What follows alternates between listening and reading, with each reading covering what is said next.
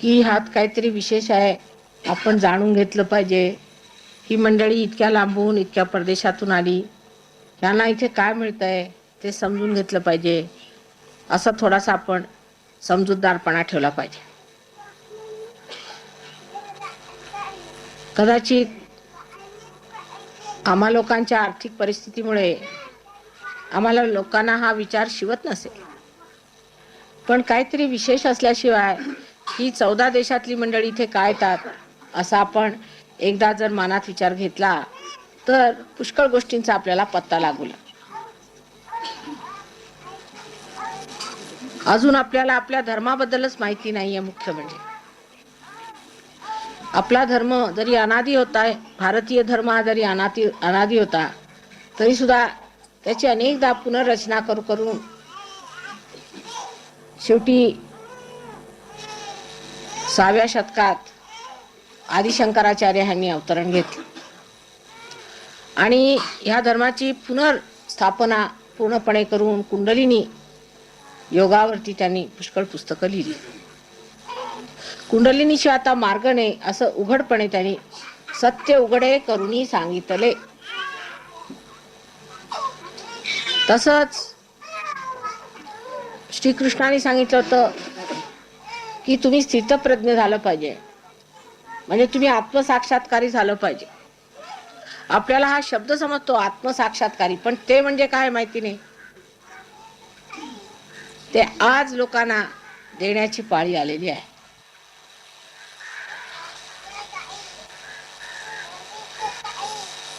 पण आपला विचार सखोल नसल्यामुळे जे परंपरागत आपलं चालू आहे ते चालू आहे.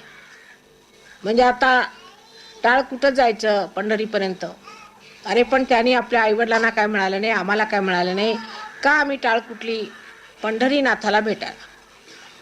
पंढरीनाथाला भेटणं म्हणजे देवळात जाऊन नुसतं डोकं फोडून घेणं नव्हे, हे समजलं पाहिजे. जरी आपण अशिक्षित असलो तरी एक गोष्ट लक्षात येते, उलट अशिक्षित लोकांच्या लवकर लक्षात यायला पाहिजे की तिथे देवळात जाऊन नुसती जर आपण डोकी फोड केली तर आपल्याला परमेश्वर मिळणार आहे का? नाही मिळणार. मिळाला आहे का कुणाला? नाही मिळाला. कोणती व्यसन लोकांची सुटली का? भांडाभांडी सुटली का? कोणाचा स्वभाव ठीक झाला का? नाही झाला. ह्याचा दोष तुम्ही परमेश्वराला देता. आमची गरिबी सुटली का? नाही झाली. आमचं दारिद्र्य गेलं का? नाही. आमचं दैन्य गेलं का? नाही. आमचे आजार गेले का? नाही. मग परमेश्वराने काय केलं असं म्हणून लोक मलाच ठोक विचारतात पुष्कळ. आम्ही एवढं त्या परमेश्वरासाठी धावपळत करतो आणि तुम्ही आता परमेश्वराच्या गोष्टी सांगता माताजी या आधुनिक काळामध्ये. असा परमेश्वर गेला तरी कुठे? काय आमचं चुकलं? मुख्य चुकलं असं की प्रत्येक मोठ्या पुस्तकांमध्ये जेवढे काही आपल्याकडे वेद वगैरे झाले सगळ्यांमध्ये लिहिलेलं आहे की आत्मबोध हा घेतला पाहिजे. पहिला आत्म्याचं दर्शन झालं पाहिजे, पहिला तुमचा आत्मा जागृत झाला पाहिजे. तर रामदास स्वामी पासनं तुकाराम बघितलं तर ज्यांची तुम्ही रोज भजनं टाळ कुठून कुठून म्हणतात त्याच्यात हेच सांगितलंय की आत्मसाक्षात्कारी व्हा. पण म्हणायचं आत्मसाक्षात्कारी व्हा, आत्मसाक्षात, पण कुणी व्हायचं? परमेश्वराला ओळखा, परमेश्वराला ओळखा, हृदयामध्ये बाणा, कसं करायचं? प्रश्न उभा राहायला पाहिजे मनामध्ये की आम्ही करायचं कसं? बोलायच्याच गोष्टी, बोलाचाच भात, बोलाचीच कडी, म्हणजे आहे तरी काय? तसं काही दिसत नाही. आमचं काही बरं झालेलं दिसत नाही. मग परमेश्वराच्या विरुद्ध लोक बसतात, मग कम्युनिझम घेतात, परमेश्वरच नाही असं म्हणतात. असे पुष्कळ जगामध्ये देश आहेत ते म्हणतात परमेश्वरच नाही. परमेश्वर कशावर नाही असता तर हे असं झालं कसं असतं? पण त्याला सरळ उत्तर असं आहे की अजून आपला संबंधच परमेश्वराशी झालेला नाही. जोपर्यंत आपला संबंध परमेश्वराशी झाला नाही आपण परमेश्वरावर काही हक्क लावू शकत नाही. आता जर ह्या यंत्राचा जर कनेक्शन झालं नाही, काही संबंध झाला नाही, तर मी ह्याच्यातनं काही बोलले तरी तुम्हाला काय ऐकायला येईल का? तसंच आपला संबंध न होतानाच आपण परमेश्वराला टाहो फोडून फोडून अरे परमेश्वरा असं कर तसं कर, त्याला रोज हुकूमच घालत असतो, जसं काय तो आपल्या खिशातच बसलेला. पण तुम्ही परमेश्वरासाठी काय केलंय? एक फक्त लक्षात आणा की अजून तुम्हाला आत्मबोध झालेला नाही, तुम्हाला आत्मसाक्षात्कार झालेला नाही, तो घेतला पाहिजे. आम्ही म्हणे मोठे मुसलमान, कुणी म्हणे आम्ही हिंदू, कुणी म्हणे आम्ही ख्रिश्चन, सगळे एका माळेचे म्हणे आहेत. कुणालाही आत्मबोध झालेला नाही. सगळे आपापसात भांडतात, काही ना काहीतरी भांडणं काढून. मुख्य म्हणजे हिंदू धर्माची मुख्य जी गोष्ट आहे, गाभा आहे, जी मुख्य बाब आहे, ती म्हणजे आत्मसाक्षात्कार होणे. कोणाला विचारून बघा, कोणाही जरासे दोन शब्द ज्यांनी वाचले तो सांगू शकतो. नामदेवानी ते सांगितलं, जनाबाईंनी ते सांगितलं, तुकारामांनी ते सांगितलं, ज्ञानेश्वरांनी तर तेच सांगितलं. पण ज्ञानेश्वर म्हणजे दिंड्या घालणे. अहो, या ज्ञानेश्वराच्या मंदिरात आम्ही गेलो होतो. म्हटलं ह्यांना ध्यान करू द्या. ते म्हणे तुम्ही दिंड्या घाला. म्हटलं त्या ज्ञानेश्वरांनी दिंड्या घातल्या होत्या का? पहिल्यांदा तुम्ही ज्ञानेश्वराच्या नावाने दिंड्या घालतात, त्यांनी घातल्या होत्या का? अहो, ते तर वणवण फिरत होते, त्यांनाही कोणी मान्य नाही केलं, आणि आता मला नका मान्य करू. पण दिंड्या घालायचं हे कुणी सांगितलं तुम्हाला? ज्ञानेश्वरांनी सांगितलं का? नाही. मग हे आता समोर म्हटलं तुम्ही पुतळ्यात बसवले, मी काय बोलू तुम्हाला आता? तर ते आज जिवंत असते तर तुम्हाला ठीक केलं असतं, पण ते जिवंत असते तर तुम्ही त्यांचे हाल केले असते. मेल्यावरती दिंड्या घाला. ही आपल्या धर्माची आज अशी ग्लानीची स्थिती आहे. ह्या धर्माला परत संस्थापन करायलाच पाहिजे, आणि सगळ्यांनी ह्या बाबतीत लक्ष दिलं पाहिजे. नुसतं आपल्याला काही मोठं म्हणून कुणी मोठं होणार नाही. तुमच्या जागृती झाल्याशिवाय, तुमच्या धर्माचं तेज आल्याशिवाय कुणी तुम्हाला मानणार नाही. आता कालच सांगते, मी येताना रस्ता आमचा चुकला, पुढे गेलो, एका दुकानात गेलो, सगळे जिंकून पडले होते, सगळे इथून तिथपर्यंत. आता विचारायचं कुणाला रस्ता कुठे आहे मोडक सागरचा? सगळे जिंकलेले. मग शेवटी मागावून जाऊन एक नोकराला धरून आणलं, तर त्याने सांगितलं बाबा मागे जा म्हणून. तो तेवढा बचावला आता कसा माहित नाही, बाकी तोही थोड्या वेळाने जायचा कामात. ही आपली दुर्दशा आहे, आणि कशाला गमजा मारायच्या? जोपर्यंत आपला आत्मा आपल्याला प्रकाश देत नाही, तोपर्यंत आपल्याला काहीही कळत नाही. आपल्यामध्ये प्रकाशच नाही, आपल्याला समजतच नाही की परमेश्वरी शक्ती काय आहे, त्या परमेश्वरी शक्तीचा किती उपयोग होऊ शकतो, त्यांनी आपण किती मोठी कार्य करू शकतो. आपण म्हणू आम्ही माताजी खेडवळ आहोत, आम्हाला काय समजणार? त्याला काही समजायला नको, जास्त विचार करायला तर मुळीच नको. हे सहजच घडतं आणि सहजच होतं.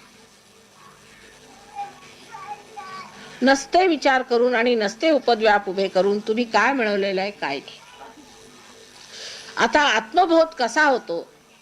तो फक्त कुंडलिनी जागृतीने होतो, असं आपल्या सर्व शास्त्रात सांगितलेलं आहे.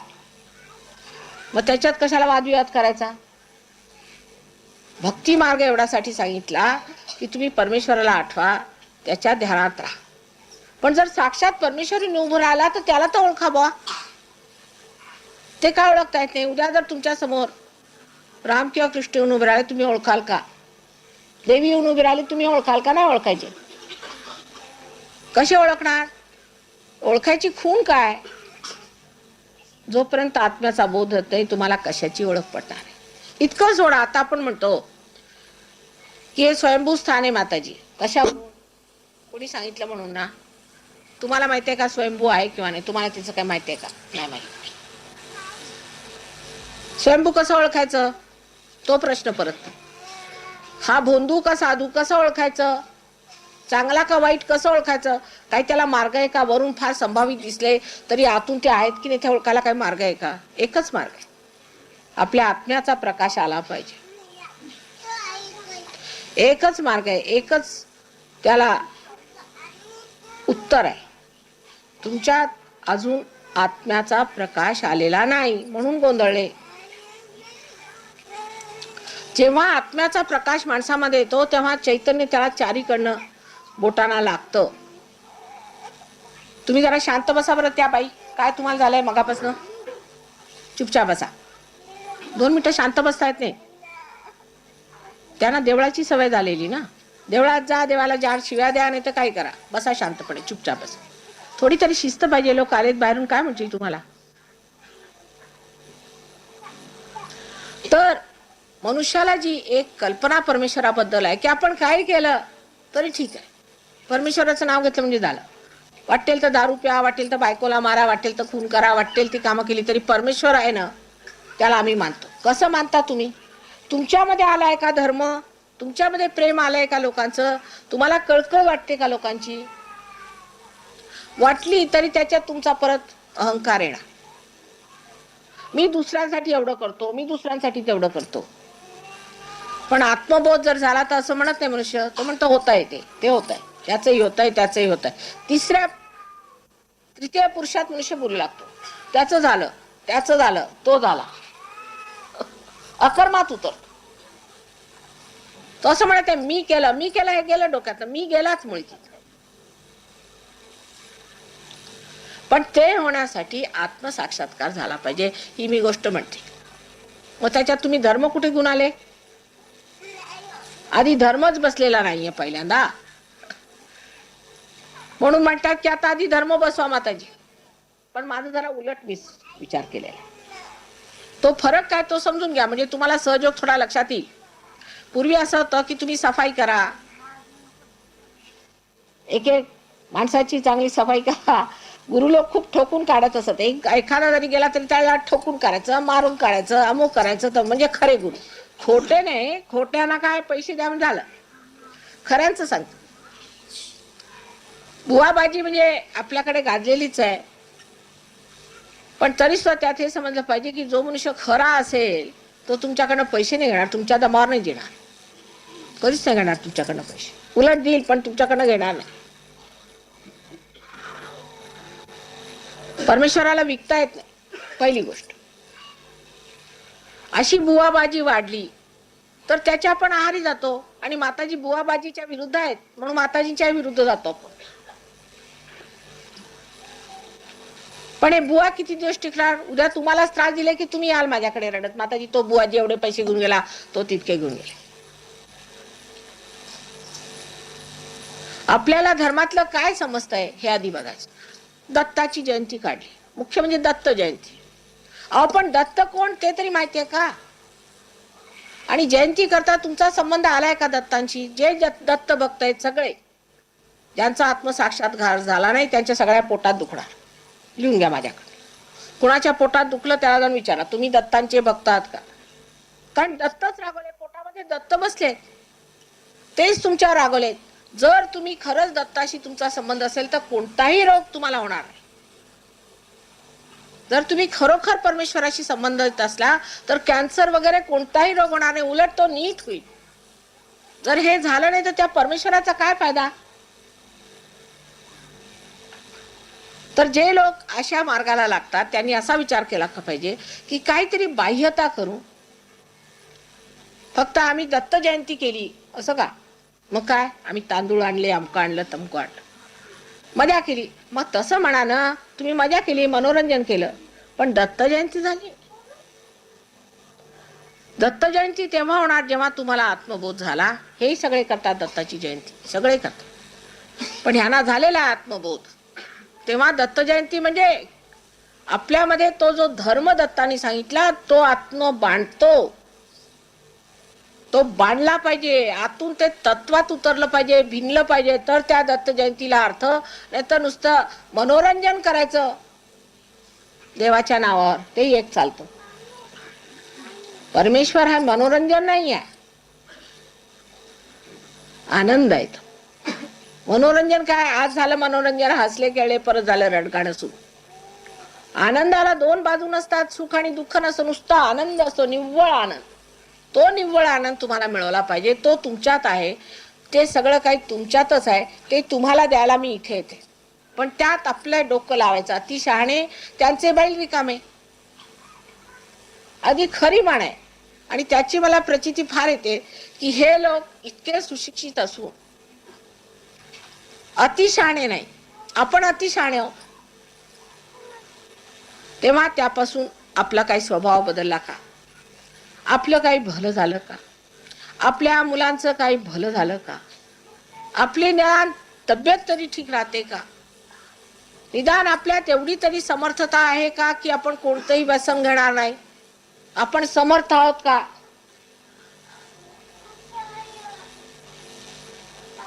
की अजून अगदी कमकुवत मनाची आपण माणसं आहोत?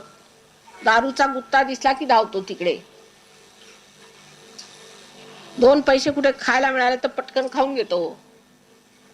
कुणाचं नुकसान करता आलं तर बसून बसून तोच विचार करतो की आपल्यामध्ये ते परमेश्वरी प्रेम आलेलं आहे की ज्या प्रेमाच्या दमावर आपण दुसऱ्यांचं कल्याण, त्यांचं भलं करू शकतो. अशी शक्ती आली का आपल्यामध्ये? नाही आलेली ना? मग ती मिळवून घ्या. ती मिळवली पाहिजे. त्याला काही शिक्षण लागत नाही, काही मोठं डोईजड काही वाचन लागत नाही, काही लागत नाही. प्रत्येक माणसामध्ये ही शक्ती आहे. सुप्तावस्थेत तिला कुंडलिनी म्हणतात. तिचं एकदा जागरण झालं म्हणजे त्याला अंकुर फुटले, पण त्याच्यानंतर त्याचा वृक्ष करतानाच त्रास होतो, विशेषतः आपल्या महाराष्ट्रात. कारण आम्ही म्हणजे डोकेबाज फार. एकदा ते अंकुर फुटलं म्हणजे त्याला सांभाळलं पाहिजे. प्रत्येक शेतकऱ्याला माहिती आहे. त्याला सांभाळून जपून त्याचं एक सुंदरसं झाड तयार करायचं, एक वृक्ष तयार करायचा. आणि मग काय वाटेल तरी झंझावात आले किंवा काय जरी झालं तरी त्याच्यामध्ये तो वृक्ष कसा अगदी आपल्या ऐटीत उभा राहतो तसं आपण ऐटीत उभं राहायचं. हे आत्मसाक्षात्काराचं लक्षण आहे. मी तुमची आई आहे आणि मी तुम्हाला जे समजावून सांगते ते तुमच्या भल्यासाठी आणि कल्याणासाठी. पण ते सगळं डोक्यावर न जातं. कोणी ऐकतच नाही. मुळी कुणाच्या डोक्यातच येत नाहीये. आता इतक्यादा इथे आल्यावर सुद्धा अजून वैतरणामध्ये सगळ्यात कमीत कमी सहयोगी आहे. फार दुःखाची गोष्ट आहे. सगळ्यात कमीत कमी संबंध हिंदुस्थानात, सगळ्या जगात सगळ्यात कमीत कमी तुमच्या वैतरणाला लोक कमी आहेत. तरी त्यांचं आम्ही एवढं महत्व करतो. वैतरणाचे लोक आले, सांभाळावं त्यांना. पण इथे म्हणजे मला असं वाटतं संत साधू कधी आलेच नसतील असं असेल कदाचित. कारण ही इच्छा की आम्ही आत्मबोध घ्यावा आणि त्याचं सगळं ज्ञान आम्हाला फुकट मिळतं ते घ्यावं, हे सहजच सगळ्यांना असतं, उपजतच असलं पाहिजे. पण ते नाही. आता मात्र थोडीशी प्रगती बरी झाली आहे. मला त्यांनी फार आनंद झाला. आणि अशीच तुमच्यावर परमेश्वरी कृपा असू द्या. परमेश्वराला मिळवून घ्या. ही वेळ आलेली आहे, आणीबाणीची वेळ आहे. त्यावेळेला जो झाला पार तो झाला आणि नाही तर राहिला अशी स्थिती होणार आहे, मी सांगून ठेवते. मग नंतर तुम्ही म्हणाल की माताजी बघा आम्हाला तुम्ही निक्षून नाही सांगितलेलं. आता आईला जितकं बोलता येईल तितकं मी बोललेले आहे आणि तितकं मी समजावून सांगितलेलं आहे की तुम्ही सहयोगाकडे लक्ष द्या. स्वतःच्या तब्येती ठीक करून घ्या, स्वतःचं भलं करून घ्या. जसं कृष्णाने सांगितलं योगक्षेम वहाम्यम, त्यांनी सांगितलं की योगानंतर मी क्षेम करणार. त्यांनी असं नाही सांगितलं की मी तुमचं क्षेम वहन करतो, असं कुठेही सांगितलं नाही. त्याला विचारलं तर त्याने सांगितलं मला फळं पुष्प काही दिले ते मी घेईन, पण द्यायच्या वेळेला एक शब्द वापरला, अनन्य भक्ती करा. अनन्य म्हणजे जेव्हा परमेश्वराशी संबंध होतो तो अनन्य आहे की नाही. जेव्हा दुसरा नाही तो परमेश्वराशी काही संबंध नाही तेव्हा तुम्ही भक्ती करण्यात काही अर्थ नाही. अनन्य भक्ती हा शब्द त्यांनी सांगितलेला अनेकदा आहे. कर्मात सुद्धा त्यांनी बरोबर मांडलेलं आहे की तुम्ही जे कर्म करता ते परमेश्वरावर ठेवा. ठेवू शकत नाही मनुष्य. कारण जर तुम्ही म्हणाल हो मी सगळं करतो परमेश्वरावर, चोऱ्या करतो तेही परमेश्वरावर सोडतो, मी कुणाला मारतो तेही परमेश्वरावर सोडतो. कोणचंही काम केलं की मनुष्य सारखा असा विचार करतो की नाही मी काहीतरी विशेष केलंय. कारण काय, त्याच्यात अजून अहंकार आहे. पण जेव्हा तुम्हाला आत्मबोध होतो तेव्हा तुम्ही असं म्हणत नाही की मी केलंय. तुम्ही हेही म्हणत नाही परमेश्वराने केलंय. तुम्ही म्हणता होत आहे, ते सगळं सहज होतंय माताजी, सगळं होत आहे, सहज होत आहे. हे सहजच झालं. कोणती घटना आहे, सहज झालं. सहज सह म्हणजे तुमच्या बरोबर आणि जन्मलेली अशी ती कुंडलिनी आणि तिचा योग हा तुमचा जन्मसिद्ध अधिकार आहे. तिच्यापासून मिळालेला योग परमेश्वराशी एकात्मता गाठण्याची जी पात्रता आहे ती तुमच्यात आहे. पण त्याचं तुम्हाला नाही, हक्क आहे त्याचा, तो तुम्ही घ्या, तुमचा हक्क घ्या असं तुमच्या समोर पदर पसरून मी म्हणते. पण तरी तुमच्या डोक्यात काय त्याचा प्रकाश पडतोय की नाही देवाला ठाऊक. तेव्हा आमची सगळ्यांची स्थिती नीट झाली पाहिजे. आमच्या मुलाबाळांचं भलं झालं पाहिजे, आमच्या घराद्वारांचं ठीक झालं पाहिजे असं लक्षात घेतलं, असा विचार केला. आता 2 मिनिटं ह्यांनाही सांगते. बघा किती शांतपणाने ऐकतात. त्यांना तुमची भाषा समजत नाही, एक अक्षर समजत नाही मराठी भाषा, पण किती शांतपणाने ऐकतात. बरं तर तुम्ही विचारलं की माताजींचं तुम्हाला भाषण काय समजलं, ते म्हणतील की आम्हाला त्याच्यातनं चैतन्याच्या लहरी येत होत्या, आम्ही तेच घेत होतो. कारण त्या स्थितीत आहेत ना, साधू संत आहेत ते. तर चैतन्याच्या लहरी आम्ही घेत होतो. आम्हाला काय माताजी काही बोलत होत्या तरी ते मंत्रच होते, तेव्हा आम्ही त्याच्यातल्या लहरी घेत होतो. आणि असे मी जरी 6 तास बोलत राहिले तरी ते बसले राहतील असेच. पण ती स्थिती आपली आला नको का? त्यांची आर्थिक स्थिती बरी आहे, पण आपली कमीत कमी सांस्कृतिक स्थिती बरी आहे त्यांच्यापेक्षा. आपली कमीत कमी म्हणता येईल नाही, पण तरी आत्मिक स्थिती बरी आहे त्यांच्या मानाने. धार्मिक स्थिती बरी आहे. पण चुकलं कुठे? अति शहाणपण. त्या पलीकडे काय मी म्हणणार नाही. थोडस त्याची नम्रपणा यायला पाहिजे. नम्रतेशिवाय होणार नाही. तेव्हा आता ज्या भक्तीचा तुम्ही रस्ता घेतलेला आहे त्या रस्त्याच्या त्या अंतिम टोकाला आल्यावर देवळात या का तिथंच तुम्ही फिरणार मागे पुढे? ते देवळात काही येतच नाही. भक्ती हा मार्ग आहे आणि ध्येय जे अंतिम ध्येय आहे तो आत्मसाक्षात्कार आहे. ते देवाला आम्ही आलो. मागच्या जन्मी केली, त्याच्या जन्मी केली, प्रत्येक जन्मी तुम्ही भक्ती केली म्हणून तर या योगभूमी जन्माला आलात. आणि आताही तेच करत बसा. आता घ्या, ज्यासाठी एवढी भक्ती केली, एवढा टाहो फोडला, ते तुम्हाला मिळवायचे दिवस आले. ते तुम्ही मिळवून घ्या. त्यांनी तुमचं भलं होईल, तुमच्या मुलांचं भलं होईल, सगळ्यांचं भलं होईल, प्रत्येक दृष्टीने. बसा आता फक्त असे हात करायचे सरळ.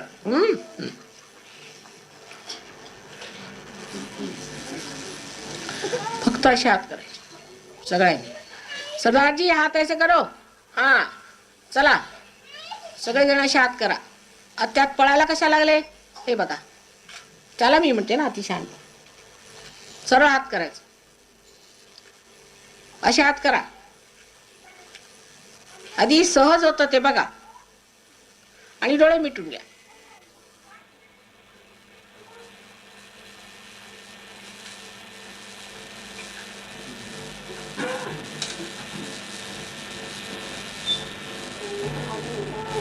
आता बघा तुमच्या हातात गारगार येते का? गारगार वाटते का बघा.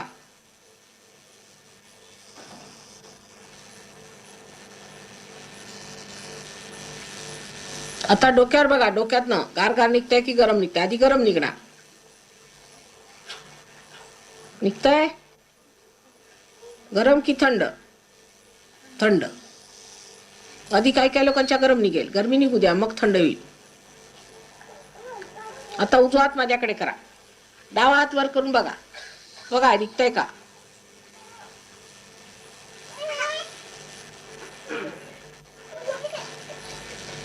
येतंय? येते ना. वरती वरती धरा. वरती धरा. ही कुंडलिनी आहे. ही आतून जी बाहेर आली ही चैतन्य स्वरूप आहे. म्हणजे काय? हीच तर आहे आदिशक्ती आदी माया. तिचं स्वरूप आहे हे बघा. आता तुमच्या डोक्यातनं गार निघतंय. वरती वरती धरा. वरती. आता दुसरा हात. आता हातात येते का बघा. हातात येते गारगार. परत हा हात करा. आलं पाहिजे. आलं नाही म्हणजे काहीतरी खराबी आहे. परत बघा. आणि एकदम निर्विचारित आहे. विचार नाही येणार आता. काय विचार नाही डोक्यात बघा. काय विचार आहे का? नाही बघा. आता दोन्ही हात असे करा. गार येत आहे खूप जोरात.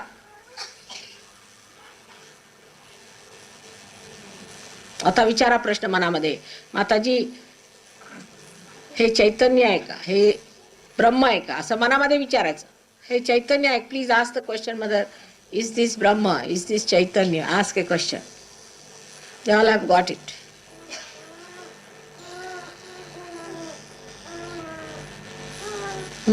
वाढलं ना? वाढला काय? आलं? आलं की नाही?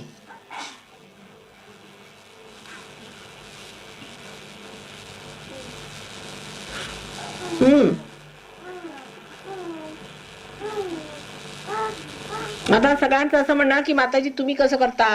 असं तर कुणी करत नाही. पण करते म्हणजे काहीतरी असले पाहिजे ना. मी असं करते ही गोष्ट खरी आहे ना. मग काहीतरी असायलाच पाहिजे. आम्ही हे नाही लक्षात घेत. काहीतरी असल्याशिवाय का करते? काहीतरी असलंच पाहिजे. उलटच बघायचं आपण.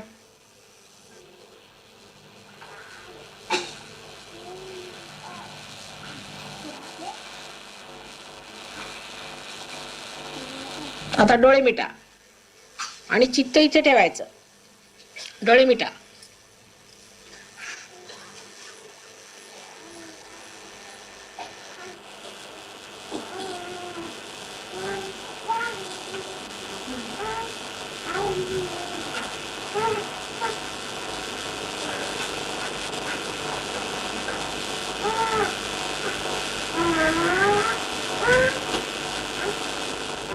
झालं? येत आहे? थंड वाटलं डोक्यात? बरं, आता मी येतो.